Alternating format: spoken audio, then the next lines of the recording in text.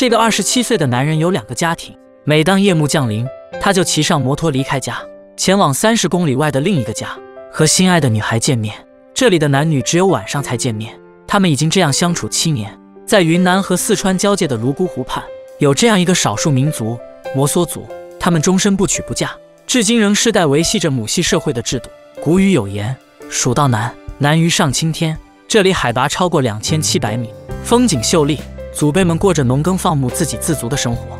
据历史记载，摩梭人定居泸沽湖畔已有1500多年历史，现如今拥有5万多人口。在女神山脚下的一个山谷内，依稀散落着几间屋舍。21岁的阿玉正带着刚满1岁的孩子看电视，19岁的西西在给牛喂水。在摩梭人家庭中，没有父亲这一角色，由女性主导家庭。阿玉一家4世同堂，祖母年逾70，母亲44岁，舅舅45岁。母亲是一家之主，就管理一亩管财，这便是摩梭人家庭经营的传统策略。母亲正在准备午餐，用炭火将腊肉烤熟，是他们平时最常见的食物。摩梭人家庭中没有外来男性，子女们一辈子和母亲生活在一起。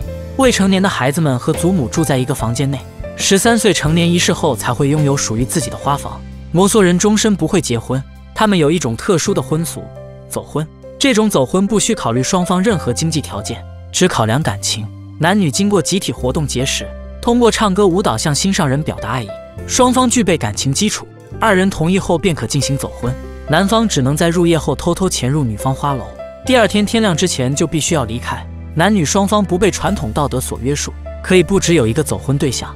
19岁的西西有一个邻村的走婚对象，但还没有孩子。走婚诞生的孩子由女方抚养，有些家庭男方会与孩子保持情感关系，但没有任何物质上的义务。有的家庭孩子可能一辈子都不认识父亲。之所以诞生这样的婚俗，是因为在摩梭人的传统观念中，同一母系血缘组成的家庭更加牢固，一夫一妻制的家庭难免矛盾冲突不断，甚至会衍生战争，这样老幼更加遭罪。摩梭人的这种母系家庭制度更加和睦和谐，但相应家中因缺少了男性劳动力，女性也因此更加辛苦。这时家中的舅舅就需要承担更多的责任，所以男人们的地位同等重要。在摩梭族，你可能做不了一名父亲，但你肯定是一名舅舅。摩梭人有一句格言：天上飞的鹰最大，地上走的舅舅最大。从中也能窥见舅舅在家庭中的地位也非同一般。在水稻种植季节，全村人都协同合作。阿玉一家今天需要抓紧把秧苗栽下去，明天他们还要帮其他邻居插秧。下午2点，一家人在一起用餐，虽然并不丰盛，但一大家人聚在一起，也是一幅和和美美的景象。因为对物质没有太大的追求，水稻只是够吃就好，牲畜也是满足需求就行。只有在需要现金时，才会去附近的酒店打些零工。或许正是这份豁达和知足常乐，才让他们也能坦然接受灵魂伴侣这种婚姻形式。阿玉弟弟不久前也有了女朋友，他正打算晚上去女方家里走婚，在日出之前离开，是每一个摩梭男人应该谨记的规则。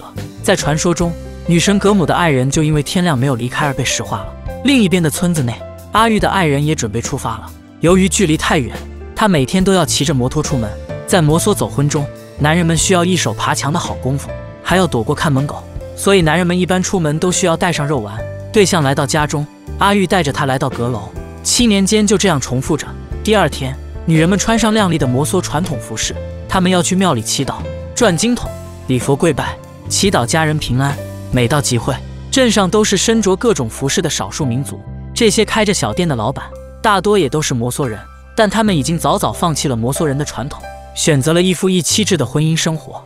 一个表妹要举行成人礼，阿玉和妹妹一早就起来打扮。新成人的表妹会被赠予一个逝去长辈的名字和服装，表达对长辈的尊重。他们要请喇嘛来主持仪式，念经煨桑，往炉子上撒入面粉，最后为少女穿上传统服装。客人们会给少女一些现金作为成人礼，主人要为喇嘛献上供奉作为酬劳。